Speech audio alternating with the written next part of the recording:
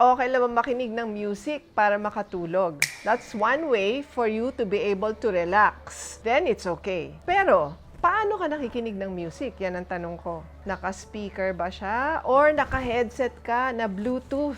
Or meron pa tayong mga ibang gadget na eye mask na may built-in speaker. So, yan siguro yung something na kailangan nating i-avoid. Kasi in general, talagang ang advice is huwag tayong maglagay ng mga gadget sa ears. Kasi nag-e-emit yan ng frequency that can affect our brain. So, anything na makakapigil ng pagre-relax mo, like loud and a lot of beats na music, hindi yan makakatulong sa'yo. Or mga panonood ng videos na mag-iisip ka, matatakot ka, yan, hindi yan makakatulong sa'yo sa pagtulog. So, hindi naman kailangan ng advice sa akin. Isipin nyo rin sa sarili nyo, okay, makakatulong ba to sa pagtulog ko? At ano ba yung nagiging effect? Pwede mo namang i-experiment. Pagka nakikinig ako ng rock music, kumusta naman ang tulog ko? Pag nakinig ako ng soft music, kumusta naman ang tulog ko? So, eventually, makita mo kung ano yung mas bagay sa'yo. Pero, wearing gadget, no.